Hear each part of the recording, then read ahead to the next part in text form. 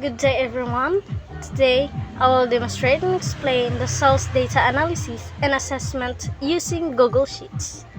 In this activity, I will import the Excel file, format the dataset, use query formulas, and generate reports to analyze sales, customers, products, and payment methods.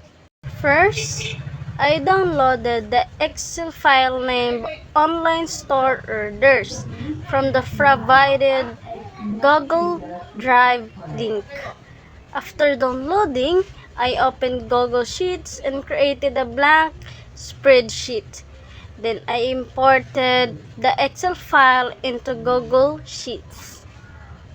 Pagkatapos kong ma-import yung Excel file name na online store orders is na-adjust ko hanggang sa matapos. Second, I formatted the headers using different colors to make the dataset more organized and easier to read. Customer ID was colored blue, product green, and total price red. The remaining headers were formatted with the color yellow. I also formatted the data columns into complete date format showing the day, month, and year. Then I formatted the price columns into Philippine currency format to properly display the monetary values. The Part 2 Query Formulas Demonstration. First, total sales by product. This query formula generates the total sales of each product. The formula selects column D, which contains the product names, and calculates the sum of column N, which represents the total sales amount. The group by D parts groups all identical products together, so Google Sheets can compute the total sales per product. This report helps businesses identify which products generate the highest revenue and which products are performing weakly in sales. Number 2. Total quantity sold by product. This query formula calculates the total quantity sold for every product. Columns D contains the product names while column E contains the quantity sold.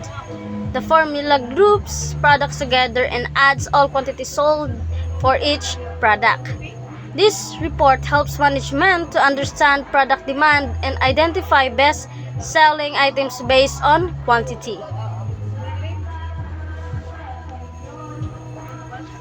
Number 3. Sales by payment method. This query formulas analyzes sales according to payment methods. Column H represents the payment method, which column N contains total sales. The formula groups the data by payment method and computes the total revenue generated by each payment type. These reports helps the finance department determine which payment method customers use the most and which generates the highest sales revenue. Number 4. Number of orders by referral source. This query formulas counts the number of orders based on referral source. Column N contains the referral source, which column A contains the order records.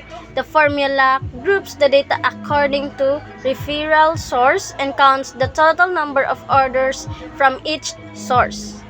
These reports helps the marketing department determine which referral platform brings the most customers. Number 5. Top 10 customers by spending. This query formula identifies the top 10 customers with the highest spending. Column C contains customer names while column C contains total spending. The formula groups customers together, computes their total spending, sorts the results from highest to lowest, and limits the results to only 10 customers. This report helps businesses to identify loyal and high-value customers. Number 6. Number of orders by order status. This query formula counts the number of orders according to order status. Column I contains the order status while column A contains the order records. The formula groups order by status and counts how many orders belong to each category. This report helps monitor operational performance and track completed, pending, or canceled orders. Part 3. Modifying dataset. Number 1. Replace product names. I use find and replace to replace all records containing laptop into desktop. This demonstrates how dataset can be updated efficiently in Google Sheets. Number 2. Change 10 customers' IDs. I randomly selected 10 records and replaced the customer IDs with my student ID, which is 2024-1987. This demonstrates editing and modifying records within the dataset. Number 3. Insert municipality. I selected 10 records and replaced the municipality or city with my own municipality, which is in Tagoloan. This helps customize and localize the data set. Number 4. Modify payment methods. I randomly selected 5 records and changed their payment methods into another valid payment method already existing in the dataset. This demonstrates updating transaction information while maintaining valid data consistency. Part 4. Assessment proper. Number 1. Sales group by payment method. This report displays the payment methods with the highest sales revenue. It helps the finance department analyze customer payment references and revenue contribution per payment method. Number 2. Total quantity sold per customer. This report calculates the total quantity purchased by each customer. It helps determine customer purchasing behavior and identify frequent buyers. Number 3. Products sold per referral source. This report displays which products are commonly purchased depending on the referral source. It helps the marketing department understand which platforms influence customers' purchases. Number 4. 15 customers with lowest spending. This report identifies the 15 customers with the lowest spending activity. It helps the customer relations department target customers for promotional campaigns and marketing strategies. Number 5. 10 products with lowest sales.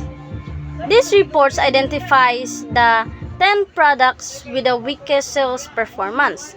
It helps the inventory department decide which products may require clearance, sales, discounts, or promotional activities. In conclusion, this activity demonstrated how Google Sheets query formulas can be used to organize, summarize, and analyze sales data effectively. Using these reports helps businesses make better decisions regarding sales performance, customer behavior, inventory management, and marketing strategies. Thank you.